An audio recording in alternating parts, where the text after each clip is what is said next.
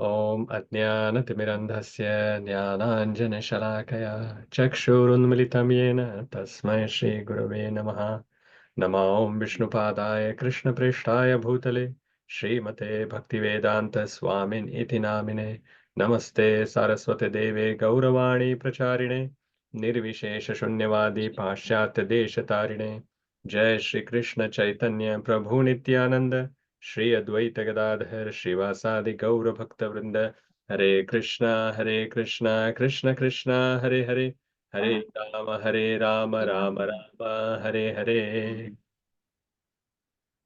Hare Krishna. Welcome back to Wisdom of the Bhagavad Gita. And we are meeting after a break of 2 weeks. Apologies, I couldn't take sessions for last 2 weeks because of few other services. But now we are here, back. So we have till now completed till chapter 11. And today we are going to start from chapter 12. Chapter 12 is a very important chapter. It is named Bhakti Yoga in Sanskrit, and in English, it is called devotional service. So we are all following the process of Bhakti Yoga. So this particular chapter is very important for all of us to understand what the Lord has specifically talked about Bhakti in this chapter. Basically, the entire Bhagavad Gita, as we have discussed before as well, is talking about Bhakti Yoga. But in between, like this middle 6 chapters, emphasizes on Bhakti Yoga more. And out of these 6 chapters as well, the last chapter here in this section, the 12th chapter, is entitled as Bhakti Yoga. So this is a very important chapter for all the devotees. Entire Bhagavad Gita is important. It is the Lord's words for us to implement practically in our life. But specifically, let us see what the Lord is going to tell us in this chapter. So what is the connection between the last chapter and this chapter? So in the 11th chapter, the Lord has showed his Vishwarupa, or the universal form. And while showing the universal form, he has also shown his Kala Rupa. And when this universal form was shown, the love which was there in Arjuna's heart turned into awe and reverence in the beginning, and then fear towards the end. And he himself then told Krishna that please show me your original form. And that is when the Lord showed his original form, and then he again felt peaceful, and he again could have the love which was there in the heart could again come back. So he already knows from that chapter that the Lord's personal form is the highest as compared to the universal form. Because from the personal form came the four-handed form, because the Krishna could show the four-handed form as well, and he could also show the universal form.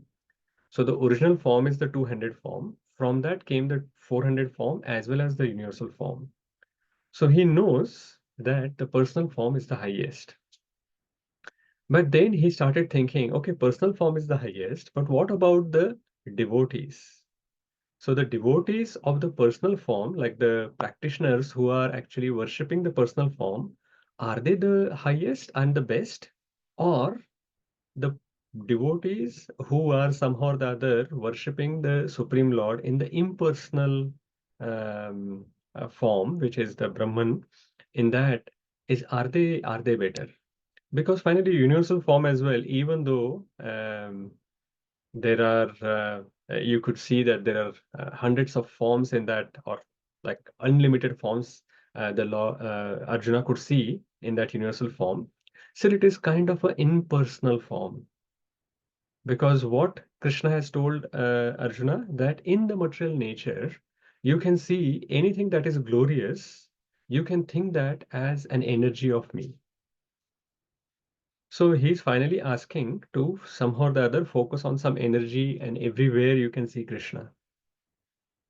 So it is also an impersonal way. But there are also other people who not only they are not worshipping universal form, which is kind of impersonal, but they directly actually worship the impersonal nature of the Supreme Lord. They think that this effulgence that is coming from Krishna, the Brahma Jyoti is the highest, and that is what they are meditating on. So Arjuna wants to clarify now that which worship of Krishna is better. Should we focus on the impersonal nature of the Supreme Lord, or should we worship the personal form of the Supreme Lord? And that is why he is now asking a specific question at the beginning of chapter 12. So let us start with this chapter entitled Bhakti Yoga. It has only 20 verses. It's a small chapter. So hopefully we can cover it in 2 sessions. Let us go ahead and start with verse number 1. Arjuna Uvacha Evam satatayuktaye bhaktastvam paryupasate ye chapi aksharam avyaktam tesham ke yoga vittamaha. Who wants to read? Yes, Paminder Prabhuji, please go ahead. Hare Krishna Prabhuji, Dandavat Pranam.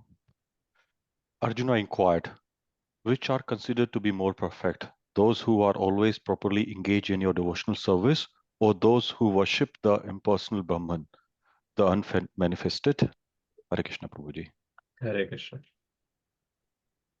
So very clearly, Arjuna is asking that who is, so what is he asking? Which are considered to be more perfect? Who's more perfect? So two kind of worshippers has been mentioned here. Those who are always properly engaged in your devotional service, so personal form of the Lord. So are those people who are worshipping the personal form of the Lord, or those who worship the impersonal Brahman, which is unmanifested. So very clearly he is asking a question. Arjuna's question is, who's more perfect, devotee or an impersonalist? So he is actually basically trying to clarify his own position. So he's thinking, I am a devotee, I am actually worshipping the Supreme Personality of Godhead. But Krishna talks about many of these other yoga systems as well. And he has now shown the universal form. So what is my position? I know that Krishna's position is the supreme, but amongst devotees, who's better? The worshipper of the Bhagawan, or the uh, practitioners who are actually worshipping the impersonal nature of the Supreme Lord? So that is his question. So immediately, Krishna is not actually taking the entire remaining 19 verses in the chapter to answer it. Immediately in the next verse, the Lord answers this question. And what does he say? Shri Bhagavan Uvacha Maya Veshamano Ye Mam Nityayukta Upasate Shraddhaya Parayopetas Te Me Yukta Tamamataha. Yes, Mahendra Prabhuji. Hare Krishna Prabhuji. Hare The Supreme Personality of Godhead said, those who fix their minds on my personal form and are always engaged in worshipping me with great and transcendental faith are considered by me to be most perfect. Hare Krishna. Thank you, Prabhuji. So what answer has the Lord given? What do you understand from the translation? What answer he has given? Personal form, Prabhuji. Yeah, and very clearly. So he is not actually beating around the bush saying that, oh, maybe this is also better, that is also better, this is also good, that is also good. As soon as he has asked, he has said, those who fix their minds on my personal form and are always engaged in worshipping me with great and transcendental faith are considered by me to be most perfect. So Arjuna asked, who's more perfect? And Krishna said, who's the most perfect? And he has said that those engaged in devotional service are most perfect because they fix their mind on my personal form and they're always engaged in worshipping me and worship me with great and transcendental faith. So first of all, they have faith in the Supreme Lord. And they are always worshipping the Supreme Lord. And which form that they are worshipping? They are worshipping the Supreme Lord in the personal form. And those people who are doing this, they are most perfect, which is clearly the devotees or the people who are practicing Bhakti Yoga, the Bhaktas. So Krishna says that those devotees are the most perfect. Is that clear? Yeah. So Krishna has, without any ambiguity, has answered this question. Now, someone may have this question that what happens to those impersonalists then? So what, like they are also worshipping the Supreme Lord, even if they are doing it in an impersonal nature. So what happens to them? And what is the result that they receive? So the Lord then continues and then talks about those people as well. So in the verse number 3 and 4 together, Ye tvaksharam anirdeshyam avyaktam paryupasate sarvatra gamach achintyam cha kutastham achalam dhruvam sanniyame driyagramam sarvatra samabuddhayaha te prapnuvanti mameva sarvabhutahite rataha. Who wants to read?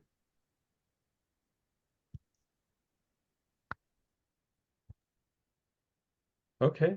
So Pamendra Prabhuji, you can read, and Mahendra Prabhu, you can read the next one. What happened to others? Others?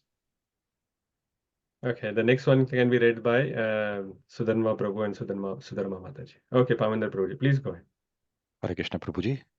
But those who fully worship the unmanifested, that which lies beyond the perception of the senses, the all-pervading, the inconceivable, the unchanging, fixed and immovable, the impersonal conception of the absolute truth, by controlling the various senses and being equally disposed to everyone, such a person engaged in the welfare of all, at last achieve me.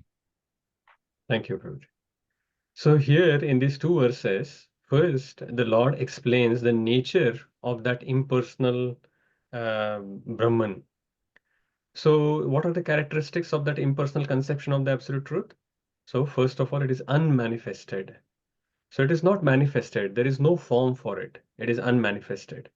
It is beyond sense perception. Like with the senses, we cannot understand that unmanifested nature or the conception of the Supreme Personality of Godhead. It is all pervading. It is everywhere. It is inconceivable. So not only you cannot understand by your senses, but through your mind as well, you cannot understand it. Now you can imagine if your senses cannot perceive it, your mind cannot perceive it, it will be so hard to meditate on this impersonal nature. It is unchanging, it is fixed, and it is immovable. So some more characteristics are mentioned here. And then how do we then worship this unmanifested nature of the absolute truth? So three things, three or four things which are mentioned here. So by controlling the various senses. So first of all, these impersonalists will have to actually control their the senses. That is why the impersonalists cannot stay in uh, uh, the like along with other people where all the sense objects are there. So that is why they will just give up everything. They will go to Himalayas, and then they will want to control their senses there, because it is difficult in the beginning that if your senses are not controlled, how can you then um, control them from the sense objects if the sense objects are around you? So that is why they have to actually move away from the sense objects. And then the second thing which is mentioned, that they're controlling senses, and the second thing is they're equally disposed to everyone. So they are not thinking that this is my friend, this is my enemy, this is gold, and this is stone. So they are equally disposed to everything. So they are removing their attachment from everything. And then engage in the welfare of all. So they will engage themselves in helping everyone. So these things, three things are mentioned. This is how then these impersonalists are worshipping the Supreme Lord, like the Brahman effulgence of the Supreme Lord. And for a common person, it is very, very difficult to do, because for a common person, you want to actually engage your senses, engage your mind in something, and then that is how you want to actually progress slowly. But suddenly, if everything is actually removed, all the sense objects are removed, and the mind as well cannot focus on anything, it is very, very hard. And that is why in the next verse, Krishna says that it is very, very difficult to do. So, but however, before we go there, from these 4 verses, we can actually understand that worshipping the personal form of the Lord is an easier path. It gives the best and the highest result of Krishna Prema. So Krishna has already given this simple path of Bhakti Yoga, and along with that, he has mentioned many other paths as well. But at the same time, he has also told in Bhagavad Gita itself that this path is the easiest path. And this not only is the easiest path of Bhakti Yoga, but it is also giving the highest result for all of us. So by which you can actually achieve Krishna Prema. And actually, if when you go further in the 8th verse, Krishna mentions this, that the process of Bhakti Yoga will actually give Prema for us. So it gives the best and highest result of Krishna Prema. So what is then, like, what is the this other process? If this is the easiest process, then what is the process of uh, this worshipping impersonal Brahman? So Krishna says now in the 5th verse, Klesho adhiktarastesham avyakta sakta chetasam avyakta hi gatir dukkham dehavadbhir avapyate. Hare Krishna, Prabhuji. Yes, Prabhu. For those whose minds are attached to the unmanifested, impersonal feature of the Supreme, advancement is very troublesome. To make progress in that discipline is always difficult for those who are embodied. Hare Krishna. Thank you, Prabhu. So Krishna is clearly saying that those who are embodied, and who are those embodied? All of us. Those who have body, this material body, for them to make progress is always difficult. It is always difficult. And for those whose minds are attached to the unmanifested impersonal feature of the advancement is very troublesome as well. So very troublesome, always difficult. So klesha is going to be there. So if you try to follow this path of worshipping the impersonal feature of the Supreme Lord, then Krishna says that in the end, so in the previous verse, Krishna has said, engage in the welfare of all, at last achieve me. So it is not that you are not going to achieve Krishna, you are finally through that also achieve Krishna. But you will, of course, not reach the highest level of worship, which is Krishna Prem. You will still attain absolute truth, but in the form of impersonal Brahman. You will merge into that impersonal Brahman. So you will go into absolute truth, but you will still remain only at the realization of impersonal Brahman. But if you actually do the worship of the personal form, the personal feature of the Lord, if you worship Bhagawan, then you can actually realize the Bhagawan feature, which is Sat, Chit, and Ananda, all three. So this is how Krishna has mentioned and has compared to the two paths. And in the next few verses, Krishna also compares and shows that how Bhakti Yoga, like the worshipping the personal form, is so easy. So we will see this contrast. So first of all, he's saying here that for all of us who are embodied, for us, worshipping the Supreme Lord is very easy. But if we try to worship the impersonal feature of the Supreme Lord, then it is very troublesome and it is very difficult. So very troublesome and always difficult. Aparna Mataji, you have some question or comments? Hare Krishna, Prabhuji. I've got a question. Should I Yes. hold it for later, Prabhuji, or can I ask you now? If it is related to what we have discussed till now, then that is fine. Yes, Prabhuji, it's related Okay, please go ahead. 100%.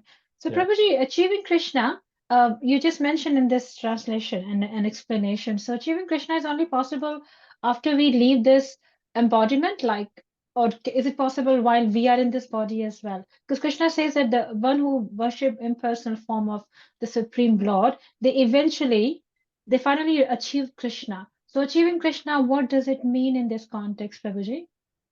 Yeah, very good question. So, actually, if you read the purport, Srila Prabhupada explains this, that those who are embodied, those who have senses and the mind, and both are matter, both are material. So if you remember, there is gross body, then there is subtle body, and then there is a spiritual body, which is ourselves, which is the spirit soul. And the Yes, subtle body is Prabhuji. made of mind, intelligence, and ego, and the gross body is made of 5 elements. But our senses are part of the gross body, and the mind is part of the subtle body. And as long as we have this body with us, which is the gross and subtle, for us we require some engagement. We want to engage our senses as well in something, and we want to engage our mind as well into something. And as long as we have the senses and mind, if we are asked actually just sit still and not do anything else, like not engage our senses in anything, not able to focus our mind as well on anything, because as the previous verses has mentioned, the Lord is unmanifested and inconceivable, yes, in that impersonal feature. So even if you want to actually meditate, you sit still, you have controlled your senses, and you are now thinking of meditating on the Supreme Lord. What do you meditate on? Even the mind is not able to conceive that form. So it becomes very, very hard. And that is why it is mentioned that Bahunam Janmanam Ante Jnanavam Mam Prapadyate. Vasudevam Sarvamiti Sa Mahatma Sudurlabha. That after many, many lifetimes, this people who are trying to follow this impersonal path will actually come to they will come to realize Vasudev, the Supreme Person. And then such a person is very, very rare. So we need to understand from this that um, this path of worshipping the impersonal feature is very difficult, and worshipping the Supreme Lord in the Bhagawan feature is very easy. And what do you achieve in both is also explained. So in the impersonal feature, if you worship, Krishna has said, Ye yatha mam prapadyante tam sataiva bhajameham. If you're only worshipping the impersonal feature, then you will only realize only up to that impersonal feature. But if you actually worship the Supreme Personality of Godhead as Bhagawan, then you can actually realize that all three features of Sat, Chit, and Ananda. Impersonal Brahman has only the Sat feature, Paramatma has Sat and Chit feature, and then the realization of Bhagawan has all three, Sat, Chit, and Ananda. And because we, as spirit soul, are also Sat, Chit, and Ananda, we also have the same characteristics, and we are hankering for that happiness. Even when we actually go into that Brahman, we are not fully satisfied because you have only realized the Sat aspect, not even Chit and uh, Ananda aspect. Only when we actually reach the Bhagwan realization, only at that point we will be fully satisfied. So, going back to your question, that when it says that at last achieve me, what will happen? So, at the end of their life, when they are completely purified, like for after many lifetimes, the impersonalist will merge into that impersonal Brahman. And if by chance, if they are fortunate, then they will meet a devotee, and then somehow or the other, then they will actually turn to Bhakti Yoga, and then they can actually go to the Bhagwan form as well. So this can happen to them. But for devotees who are worshipping the Supreme Lord, then in this one single lifetime as well, they can go back to Godhead. And they will go to Goloka, and they will serve Krishna there. Is that what you wanted to ask, or did I answer a wrong question? No, Prabhuji, you actually answered my question. The only thing which is not answered, Prabhuji, is I just wanted to know achieving Krishna. I mean, you have beautifully explained, how what happens to an impersonalist. But achieving Krishna to them would mean that going to the Brahma Jyoti and then meeting a devotee, and then the devotee is going to show them that this is what Bhakti Yoga is, and then No, they I will said that it is progress. option. Like it is possible. Like if they just continue in their path, they will just go to Brahma Jyoti. That Yes, is what is their Prabhuji, goal. So achieving Krishna for them is achieving the Krishna in the impersonal feature, because that is what they are worshipping and that is they are what worshiping. they Yes, want. Prabhuji. So because they want that only impersonal feature, Yes, They Prabhuji. will just merge into that impersonal feature. Okay, Prabhuji. That So that makes sense. yeah, achieving Krishna for them is merging into that impersonal Brahma Jyoti. Which is not 100% achieving Krishna, Prabhuji, isn't it? Yeah, actually, Brahman is also the absolute truth. It is our realization is also limited there. Our realization is only the Sat feature of the Lord. We are not actually getting the realization of Chit and Ananda feature of the Lord. But otherwise, it is still absolute truth. And as the name says, absolute truth is absolute. It is not Yes. relative, it is not good or bad. But from the realization perspective, we can see that, oh, we have just understood this part. So Yes, from our Prabhuji. realization perspective, it is incomplete. But from the absolute truth perspective, Brahman is also absolute truth. Paramatma is also absolute truth, and Bhagawan is also absolute truth. Right, Prabhuji. That explains it better. Thank you so much. Hare Krishna. Okay. So as I was mentioning earlier, so our senses require some engagement. So eyes want to see something good, nose want to smell something, tongues wants to taste some tasty food, skin wants some touch, ears wants to hear some music. But the impersonalists cannot utilize any of the senses like this. And they can't even focus their mind on something. That is why they actually give up all the sense objects around them and they have to go to some mountain and then do austerity there. And that is how they are trying to disengage their senses from the sense objects and meditate on that impersonal nature of the Lord. And that also is very difficult because the impersonal Brahman is unmanifested and inconceivable. So it is very difficult to do. But Srila Prabhupada explains in the purport, for devotees it is easy. He engages all his senses in Krishna's service. He can meditate on the personal form of the Lord. So, because that is manifested, the personal form in the deity form, it is manifested in front of them, and they can offer all the worship to the deities, and they can engage all their senses in worshipping the deity form. And in this purport, Srila Prabhupada gives a very wonderful analogy. So let us read that second paragraph as well. Because sometimes people say that if you are worshipping a personal form, then can we just like take any stone or any form of the Lord and then worship? Why we have to actually worship in a particular form of the Lord only? So, because in India, you would have seen that on the street as well, when you are walking, suddenly you will see that one particular stone has been put some orange color, and people start, oh, some God is there, and they will start putting some flower. People start putting some money around it, and after 2 months there will be a small temple around it. So, and then people will just continue worshipping like that. It may happen. So, if such kind of worship is that useful, and such kind of form that you are putting, is that okay? So, who was supposed to read next in the It's list? Prabhuji. Yes, Mataji. Sudharma Mataji, please go ahead. That paragraph where it says a crude example may be given here. Sure, Prabhuji. Hare Krishna. A crude example may be given here. We may find some mailboxes on the street, and if we post our letters in those boxes, they will naturally go to their destination without difficulty. But any old box or an imitation which we may find somewhere, but which is not authorized by the post office, will not do the work. Similarly, God has an authorized representation in the deity form, which is called Archa Vigraha. This Archa Vigraha is an incarnation of the Supreme Lord. God will accept service through that form. The Lord is omnipotent, all powerful. Therefore, by his incarnation as Archa Vigraha, he can accept the services of the devotee just to make it convenient for the man in conditioned life. Hare Krishna. Thank you, Mataji. Hare Krishna. So, Srila Prabhupada gives this wonderful example and very famous. All the devotees who are trying to explain the deity form, they use this example that like a post box, if it is authorized by government, then if you put a letter inside that post box, then because there is a system behind it, the letter will finally reach the destination. Even if you are posting a letter here in New Zealand, finally that letter will go to India or America or UK, wherever you want to send it.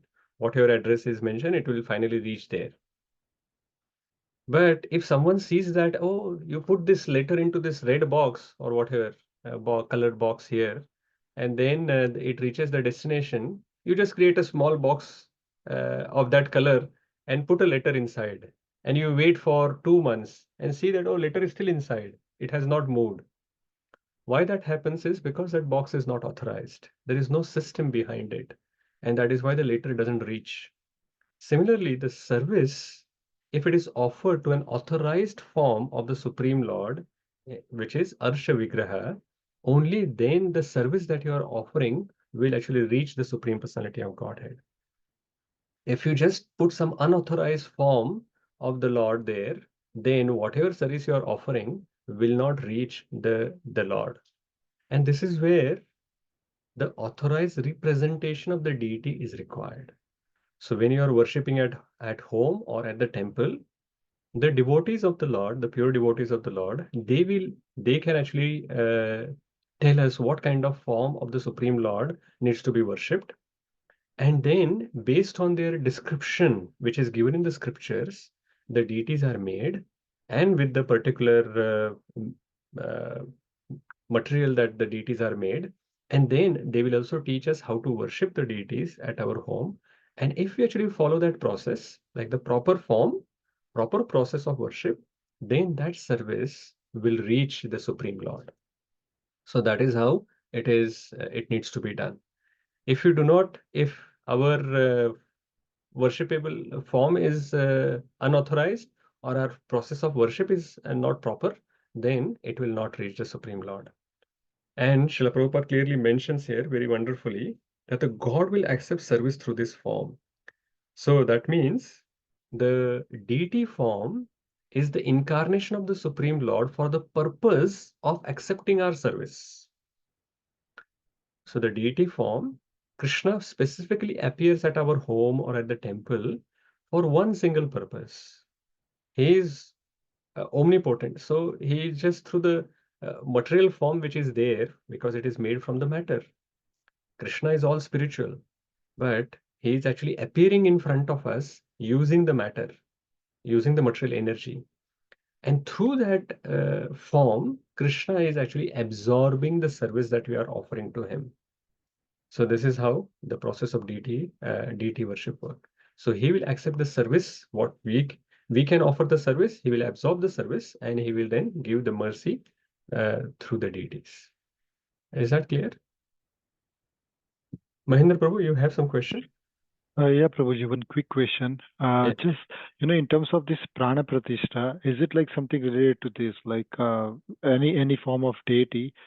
Is prana pratishtha mandatory required even for the Krishna deities? Yeah, good question, Prabhuji. Okay, So whenever we are actually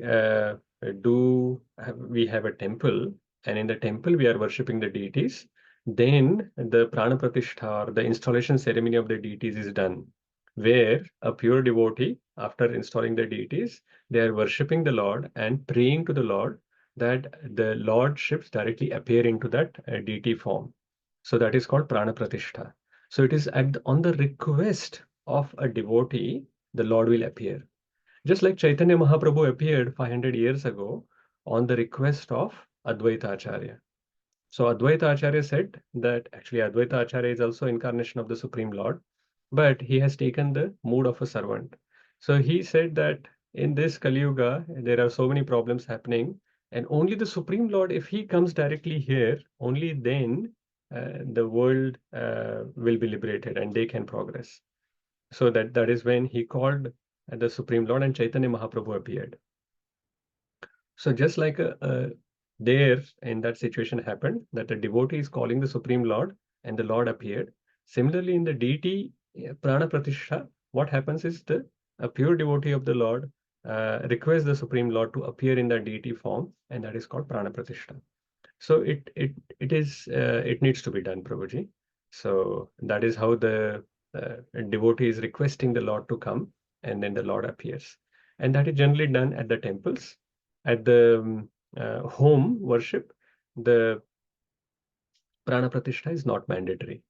So over a period of time, automatically the deities get installed by our worship, and through we get purified, and then that happens.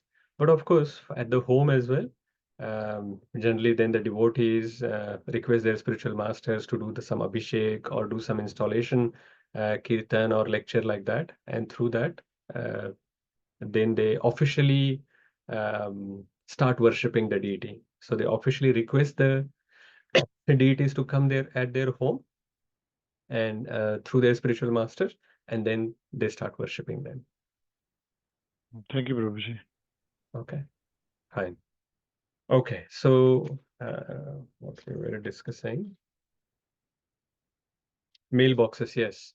So the authorized form is Archa Vigraha, and unauthorized form is called idol. So idol worship is mentioned. So that is different from the Archa Vigraha worship. So we are actually doing the Archa Vigraha worship or the deity worship. Okay, let's go ahead and read verse number 6 and 7. ये तु सर्वाणि कर्माणि मयि सन्न्यस्य मत्परः अनन्येनैव योगेन मां ध्यायन्त उपासते तेषामहं समुद्धर्ता मृत्युसंसारसागरात् भवामि न चिरात् Partha मय्यावेशितचेतसाम्. Who was supposed to read next? Was that Surananda Prabhu? Yes, Prabhu. Okay, you can read next, and Margi Mataji, you can do next after that. Hare Krishna, Prabhu. But those who worship me, giving up all their activities unto me and being devoted to me without deviation, engaged in devotional service and always meditating upon me, having fixed their minds upon me, O son of Pritha, for them I am the swift deliverer from the ocean of birth and death. Hare Krishna. Thank you, Prabhuji. This is one of the very wonderful verses. So, especially where Krishna says, I am a swift deliverer. Swift deliverer. Like immediately, quickly, he will deliver. Whereas, if you now go back and read in contrast the verse number 4, the translation, where he says that if those who are worshipping the unmanifested, he says that at last they achieve me. So see these contrasting words. At last they achieve me, and I am actually the swift deliverer of these people who are worshipping the personal form. So this is how he is showing that if you worship me, I will take care of everything. I will swiftly deliver you. Whereas if you are doing it on your own, with your own effort, at last, after many lifetimes, you may achieve me. So this is the difference that we say that Bhakti Yoga, why it is easy from the perspective that you can get quick result, is because Krishna is helping us here. We are not actually only dependent on our own effort, because we are dependent on Krishna's mercy here. And Krishna is saying that I will be swiftly delivering my devotees. And what he has mentioned other things, but those who worship me, giving up all activities unto me and being devoted to me without deviation. Again, Ananya Bhakti is mentioned here. In last few chapters, we have been actually confirming that Krishna is actually promoting Ananya Bhakti in Bhagavad Gita, not just any other kind of bhakti. He wants bhakti without any deviation. So this is what he is again saying here. Engage in devotional service and always meditating upon me, having fixed their minds upon me, O son of Pritha, for them I am the swift deliverer. So Krishna is saying that personal worship again he is glorifying. And here in these purports, in the last few 5, 6, and 7 purports, Srila Prabhupada actually compares this impersonalist and personalist processes. So let us have a quick look at what is mentioned here. So impersonalist process and personalist process. I'll make it a little bigger. Yeah. So impersonalist process, meditate. So they meditate on formless. So it is difficult for the embodied. We saw that. But in the personal process, people worship on the devotees worship the deity. So it is very easy for all of us. Impersonalist process, it is beyond the senses, so it restricts, we have to restrict the senses. Whereas for the personalist, they engage their senses in deity worship, and they also hear the sound of mantra. So they engage their senses, basically all senses are engaged. And the impersonalists, they have to actually understand Brahman through Upanishads. So they have to first learn Sanskrit language for many years, and then they read Vedas, Upanishads, and all of that. So it is a long process, very difficult. Whereas personalists, they understand Krishna through devotional service. They chant Hare Krishna, they receive guidance of Guru, they worship the deities, and that is how they progress. Impersonalist practice is very, very long, and it makes it difficult to take up bhakti. But personalist, they are very, very natural because we are engaging our senses and mind as well. As Krishna says, impersonalist process is very troublesome. And why it is troublesome? There is no relationship with the Lord. Whereas in the personalist form, worship, the miseries are mitigated by relationship with Krishna. Because slowly you are actually start developing the relationship with the deities and the personal form of Krishna, and you can feel that connection, and our miseries are mitigated, even if we have to actually go through some difficulties. So impersonalist process, it depends on your own endeavor, and that is why, as we discussed just now, that it takes many lifetimes. But whereas for personal process, Krishna delivers the devotees from Maya very swiftly. And this is a very famous picture that was drawn, that this Mrityu Samsara Sagarat, that someone is actually there, and Krishna quickly comes on Garuda and then saves that devotee. And Srila Prabhupada gives this analogy inside this purport. So if towards the end of the last paragraph, actually not last paragraph, he says, although a man who has fallen in the ocean may struggle very hard and may be very expert in swimming, he cannot save himself. So if someone is actually put right in the middle of an ocean, and even if he's like a best of the swimmers, still he won't be able to save himself, because even if an expert swimmer, then how many kilometers, how many miles he can swim, even if he's an expert, and he won't be able to save. He will probably swim for 10 kilometers, 20 kilometers, but then the shore is still not there, so he'll just die. But if someone comes and picks him up from the water, then he is easily rescued. Similarly, the Lord picks up the devotee from this material existence. One simply has to practice the easy process of Krishna consciousness and fully engage himself in devotional service.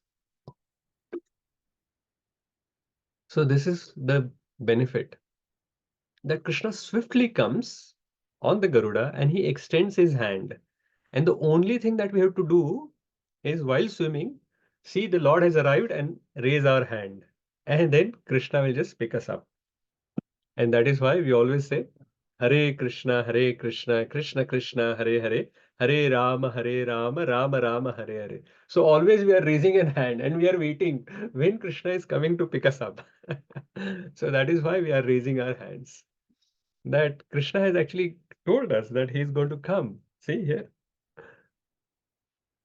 He is going to, oh, okay.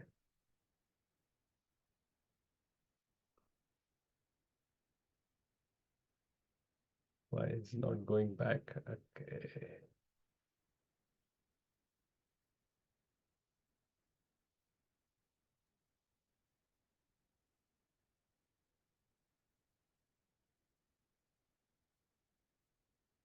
Yeah. See, Krishna has come here. And we have to just see here. This person is raising both the hands, definitely chanting the Hare Krishna Mahamantra. And Krishna is saying, okay, I'm here. I'm going to pick you up. So this is what we are waiting for, that Krishna is going to come and pick us up. So sooner or later, that day will come for all of us, that Krishna comes and takes us back. So what are some of the lessons that we can take?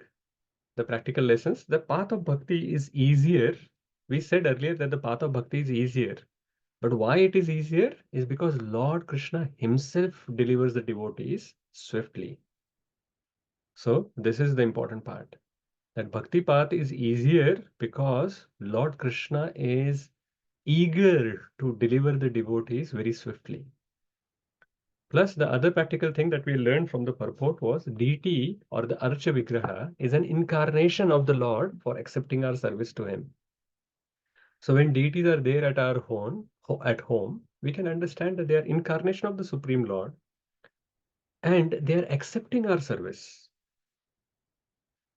But most important part that we should understand is there that it has to be Archa Vigraha. It has to be authorized form. And if we are worshipping an authorized form of the Supreme Lord at home, using an authorized process under the guidance of a spiritual master, then we are on the right track. And then the Lord is accepting that. And sooner or later, when one day you raise your hand, and then Krishna will take you. So that is going to happen. Okay. So let us move ahead. So from 8th verse onwards now, verse number 8 to 12. Yeah, hopefully we can cover that. Verse number 8 to 12, it gives a very wonderful downward ladder. It is a ladder, but it is a downward ladder, a progressive ladder, in which Krishna has given how to practice the path of bhakti. And he starts with the highest rung first. And then he says that if you are not able to do this, then you do this. If you're not able to do this, then you do this. If you're not able to do this, you do this. And this is also the beauty of this philosophy, that Krishna is actually not a fanatic Lord. He's not saying that this is the way and this is the only way.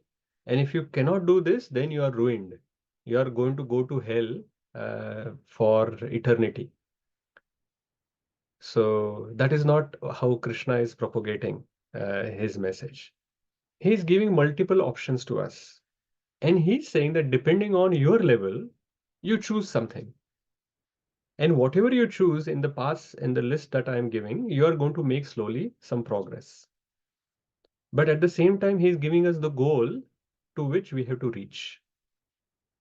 So this is how he's fantastically now is going to give us lots of options, and we have to choose which option at this point in time we can do, and how we can progress further from one option to another.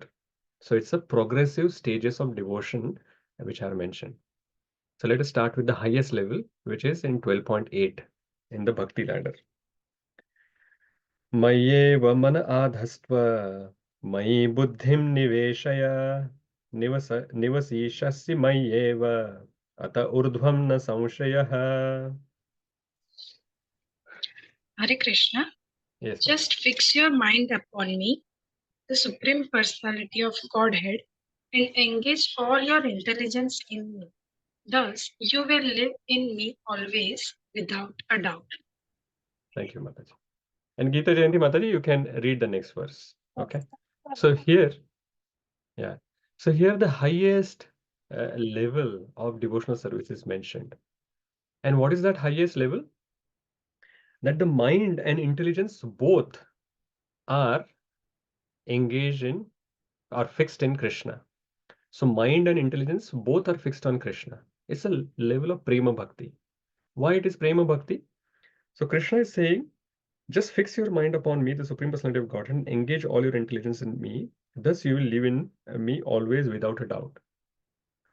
So when we love someone, only then our mind and intelligence is always thinking about that person. So when a mother is thinking of a child, so she may be actually doing some all the other work, but their mind is always thinking that, okay, this work that I am doing, somehow or the other, she will connect that to the child. Or a boy and girl, when they are in love with each other, even if they are doing something else, they are always thinking about their beloved. So their mind and intelligence fixed on Krishna can only happen when we have developed pure love for Krishna. So this is why this is the level of pure bhakti. This is at the highest level. And when we actually do like this, when we have prema bhakti, then we live in relationship with Krishna. So, and in a particular relationship, like in the either dasya bhava or Sakhya Bhava, or Vatsalya Bhava, or Madhurya Bhava. We will have some relationship with Krishna and we will live in that relationship. So this is when we have achieved the full purity or pure bhakti, then this is possible. But someone may say that, okay, but we are not at that stage. Like my mind and intelligence, even when I'm chanting Hare Krishna, my mind and intelligence is somewhere else. So what will happen for me? What can I do? So Krishna says, okay, don't worry, don't worry. That's fine. If this level is not possible for you, I will tell you what to do. What is the next level? Constant remembrance is not possible for us. So Krishna says, okay, if it is not possible, then do this next verse.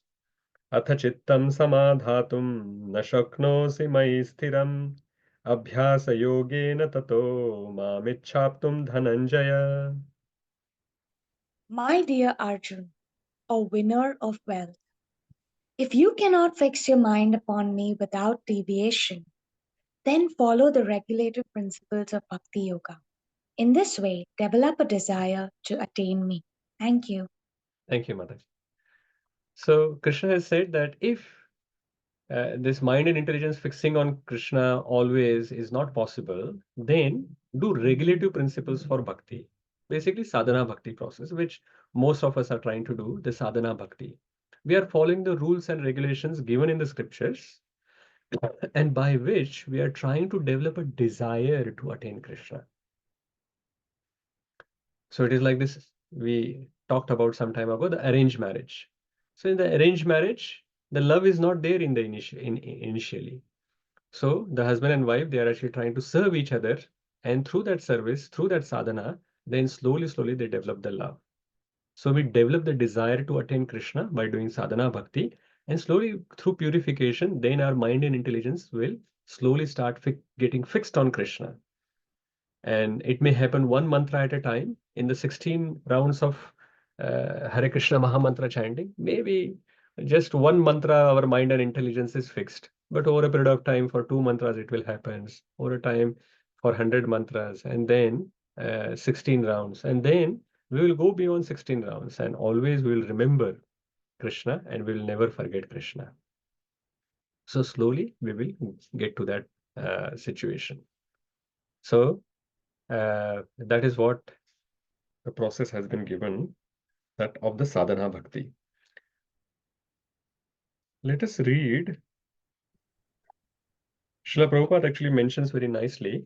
We have time. Yeah, let us read that paragraph, which says, which is the last paragraph in this, to practice the regulative principles.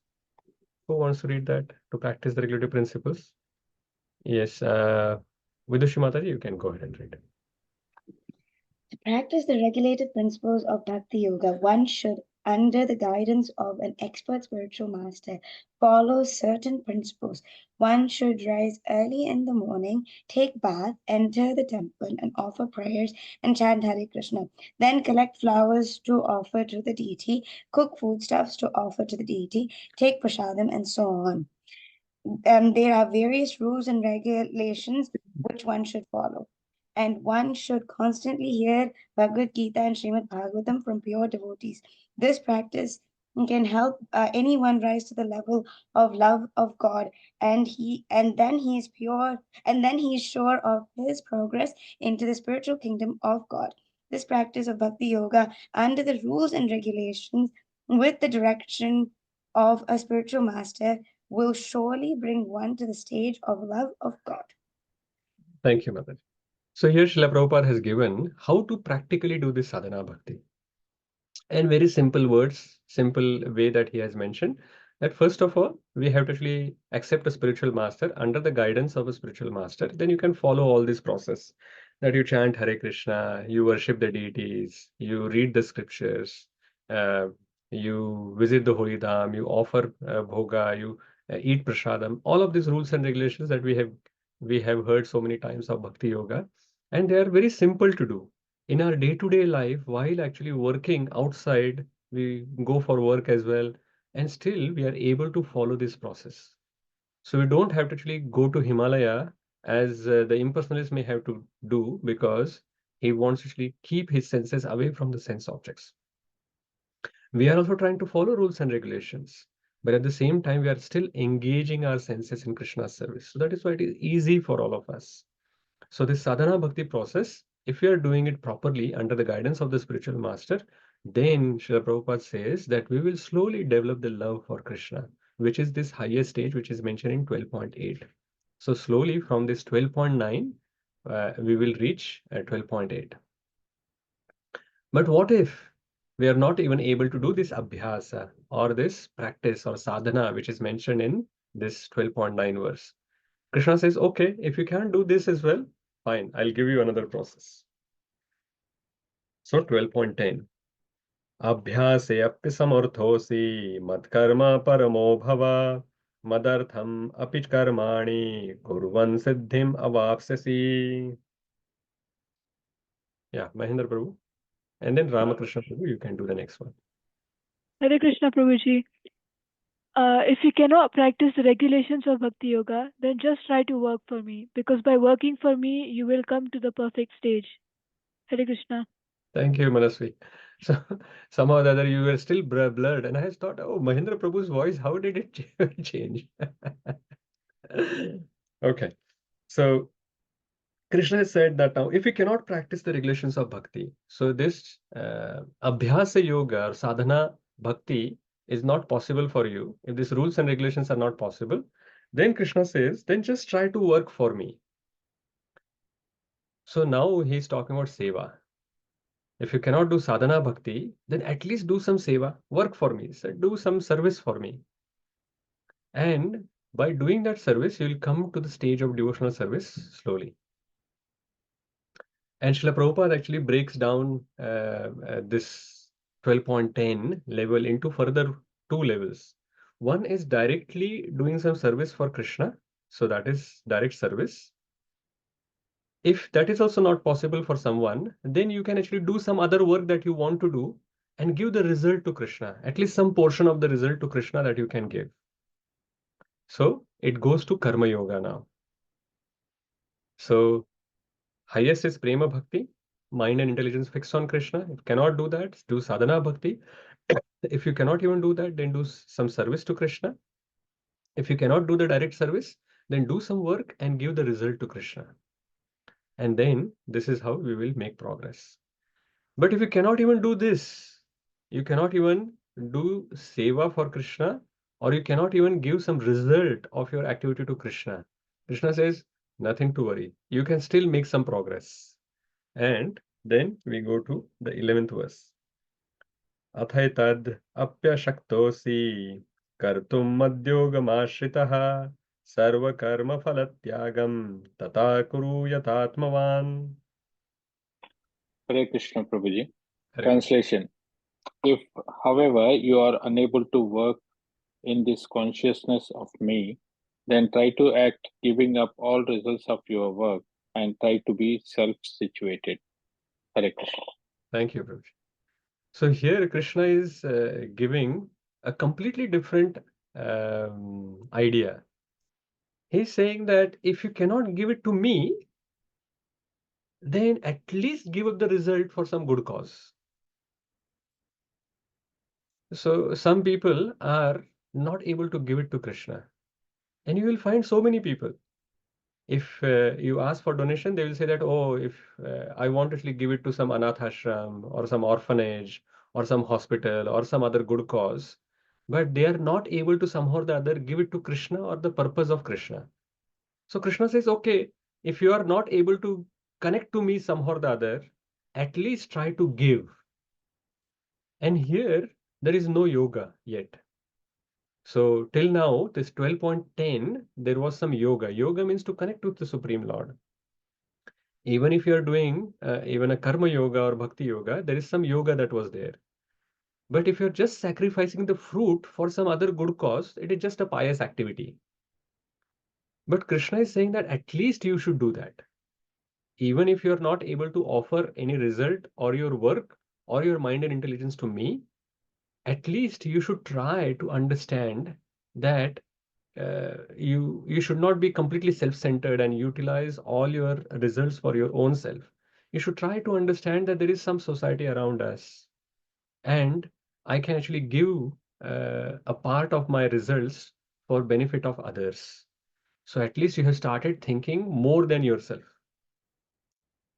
You understand that there is someone around us, and then possibly over a period of time, you can understand that, oh, there is someone bigger than us as well. And that is the Supreme Lord. So slowly, that conception of self will expand, and you will go further and further. And over a period of time, it is possible that you can also understand that there is Supreme Lord there. So at least you should sacrifice the fruit. Some renunciation. Renunciation is expected in this verse. So this is how the step by step it is mentioned. Let us go and read the next verse as well, where it is again recommended that if you cannot do all of these things, at least to do some knowledge and meditation. Shreyo hi jnanam abhyasaj jnanadhyanam vishishyate dhyanat karma phalat tyagas tyagat shantir anantaram. Yeah, Uma Mataji, please go ahead. Prabhuji, if you cannot take to this practice, then engage yourself in the cultivation of knowledge. Better than knowledge, however, is meditation, and better than meditation is renunciation of the fruits of action, so by which renunciation one can attain peace of mind. Hare Krishna. Thank you, Mataji. Hare Krishna. So here it is mentioned that if you cannot do the direct worship of the Supreme Lord, so then you can actually sacrifice the fruit, renunciation you can do, or you can go to this knowledge or meditation processes. So Bhakti Yoga, the direct worship is recommended in 8, 9, 10. But if you cannot do this, then at least you should go and do renunciation, knowledge, or meditation. And by doing this, you will achieve peace. If you do seva, then you will somehow or the other come to the stage of devotional service. If you do sadhana bhakti, you will develop the desire to attain Krishna. And finally, you will come to the stage of prema bhakti, where you are living in relationship with Krishna. So this is how this ladder has been given for bhakti. So for all of us, we should at least be at 12.10 minimum, that even if you are not chanting the Hare Krishna regularly, we are not reading the scriptures or whatever, at least do some service for Krishna, direct service to Krishna. So there are so many opportunities that we have for doing service for Krishna. So when there is a call for action, we should just jump onto it. That at least I should be fitting in here. I should try to do some direct service for Krishna. And along with doing that service for Krishna, we should try to progress to now to sadhana bhakti. We should try to chant the Hare Krishna regularly, at least 16 rounds of Hare Krishna mantra we should chant. But even if we are not able to chant 16 in the beginning, we should start from one round of Hare Krishna Maha Mantra, start reading one verse a day, and then slowly increase our reading and start deity worship. So that is how our sadhana bhakti will progress. And then sooner or later, as we discussed earlier, when we raise hands and chant Hare Krishna, Krishna will also pick us up from there. He will come on Garuda one day and take us with us, take all of us with him. So that is what we are looking forward to. So just some practical application for this. What we have seen is this is the downward ladder of practical devotional service is given here. So we should be constantly and exclusively thinking of Krishna. But if that is not possible, we should do sadhana bhakti, then work for Krishna, give results to Krishna, give results to some good cause. If we are not able to give it to Krishna, then give it for good cause. Do Ashtanga Yoga, do Jnana Yoga. All of these processes have been mentioned. So this section has been very interesting, where Krishna has directly compared the process of impersonal worship and personal worship, and then has clearly established that Bhakti Yoga is the best, and the Bhakti Yogi is also the best. And he has also mentioned that the worship of the impersonal feature is very, very difficult. It is klesha. There are a lot of challenges, problems for embodied people, and the result takes long, long time. But whereas for the devotional service, if someone is doing bhakti, then Krishna comes himself and he delivers them very swiftly. And then also given this ladder that he's giving lots of options, and depending on our level, we should choose a level, but try to again progress upwards on that ladder. So yeah, I think we will stop here. Any question, comments, reflections? Hare Krishna. Yes, Mataji. Gita Jayanti Mataji. Yes, Prabhuji. So I would like to thank you for today's class. Thank you so much. Correct. I really like the verse in which, Krishna is saying that you use your mind and intelligence. When you use your mind and intelligence, um, that's the best way to serve. And then again, I remember you mentioned in your class of Bhagavad Gita, chapter 1, and you were referring to Bhagavad Gita 18.70 to 71. And in that, we read that the studying the Gita is considered an act of worship with intelligence, and those who share its teaching with others are guaranteed pure devotional service and a return to Krishna's abode. So it's all related, and Yeah. so that so this really emphasizes the point again and again how important it is for us to read Srila Prabhupada books on a daily, regular basis, so that we can serve Krishna through our mind and intelligence. Thank you. Absolutely. Very good reflection, Mataji. Hare Krishna. Wonderful. So Thank by you. reading Srila Prabhupada books and thinking about it, we are worshipping Krishna through using our intelligence. And when our intelligence is fixed and we have determination and our foundation becomes stronger and stronger and our faith increases from Shraddha to Nishtha, then our mind also gets more and more purified, and we can actually focus more on the Supreme Lord. And our love is basically increasing for the Lord, and then it is easier for our mind to actually think about Krishna. Nice. Thank you. Aparna Mataji, you have some question, comments, or reflection? I've got a question, Prabhuji. Hare Krishna. Hare Krishna. Very beautiful lecture, Prabhuji. My question is, these different processes or the level which Krishna has described, are they independent of each other, Prabhuji, or do they have any some kind of connection? I know Krishna is at the center, but in terms of the processes itself, do they depend on each other at all? They actually encompass, because as I mentioned earlier, that's a ladder.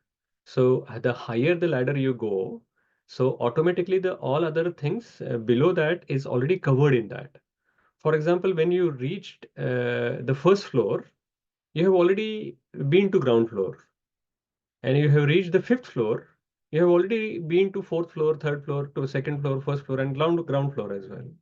So you don't have to actually say that when you are on the fifth floor, you don't have to say that, oh, I have been to fourth as well, I have been to third as well, I have been to second as well. It is already understood that you have come to the higher level, so you have been to the lower levels, and you have achieved the result of the lower levels as well. So that is how it is. And they are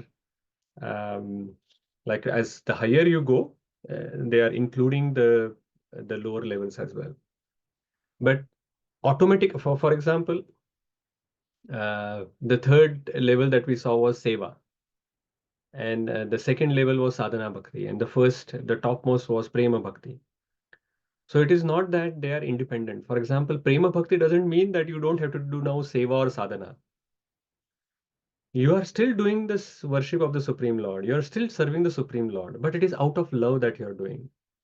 In sadhana, you are still trying to do the service, which is the lower level, at the third level, but you are also, apart from seva, you are also trying to follow the rules and regulations of sadhana bhakti. So that is how it is. So you are still trying to do the other things, but when you are going higher and higher, you are doing more, and you are getting more and more purified. Is that making sense? Yes, Prabhuji, does make sense. Thank you very much. Hare Krishna. Hare Krishna. And also, for example, in the Prema Bhakti stage, you are still also helping everyone. For example, we said that the higher you go, everything else below is also included. So that stage, the lowest level that we saw on that ladder was renunciation. Renunciation basically was that giving the cause to something, like the result to someone else. So basically helping someone else outside. So the people who are purified, they are still helping others, but they are giving them the highest benefit of Krishna Prema. So they are doing their best welfare. And also from the renunciation perspective, we will see that they are renounced completely materially. And their only attachment is the spiritual attachment at that level. And Jnana and Ashtanga that is mentioned. So they still have the Jnana. So basically they are still using the knowledge of the Supreme Lord. They are still trying to acquire. And Ashtanga Yoga is basically utilizing mind in Krishna's service. So they are doing that as well. So everything that is there, when they go up and up, they are fully engaged. They are completely in Samadhi. So Ashtanga Yoga talks mainly about Samadhi, and we did not actually read all the purports, but Srila Prabhupada says that a pure devotee is in complete Samadhi because he is engaging his senses, engaging his mind, engaging his intelligence 24/7 in Krishna's service, and he's always remembering Krishna, never forgetting Krishna. That means he's in complete Samadhi. And that is how we can see that everything is included in that highest level. Yes, Prabhuji, that beautifully explains. Thank you so much, Hare Krishna. Hare Krishna. Any other comments, reflections, any summary points that anyone wants to cover? Yes, Surananda Prabhuji. Hare Krishna Prabhuji. It is very clearly explained impersonalist where they will go, and personalist. I mean the devotees who worship personal form of the Lord. So we being in with the material body, so our gross and subtle body, senses and mind, they need to be engaged on some form or something. So it is very difficult to get engaged on impersonal form. So doing engaging senses and mind on Krishna in personal form is very easy. Yes, thank you, Prabhuji. Hare Krishna. Pamendra Prabhuji, you had your hand up earlier. Yes, Prabhuji. So just my 2 cents on this. Just to keep things simple and follow the easiest path, which is Bhakti one. Yes. Don't have to worry about senses. Don't have to worry about any of overcomplicated stuff. And I believe personally, I'm not capable of it anyways, to follow the hard part. Yeah. So for all of us in Kali Yuga, all the other paths are really, really hard to do. And why, even if there are some, you are able to still do hard path and simple path, but if the simple path is going to give you the better results than the hard path, why anyone should even try to do the hard path? So we should just focus on the process of bhakti. Krishna is going to come and help us and swiftly deliver us. Aparna Mataji, your hand is still up. Is that for an additional point that you want to mention, or is that from the past? Sorry, Prabhuji, that was by mistake. Sorry. Okay. Any final comments? Yes, Gita Jayanti Mataji. We'll take that last comment and then we'll close. Hare Krishna. Yeah, I was just so impressed by the way Lord Krishna is not a dictator. He's giving us different options that either you select this, or if you cannot do this, okay, do that, do this, do that. But he's giving us like he's just not saying that, hey, use your mind and intelligence and that's it. He's such a loving God. And I've always learned that in my life that when we do something wrong, Krishna is a loving God. He's not standing with a rod in the spiritual world and saying, hey, you did this at this point in time, so you'll be punished for this purpose. He's just encompassing all of us, irrespective of all the flaws that we have within us. So I feel that's such a great quality of the Lord. Hari Bol.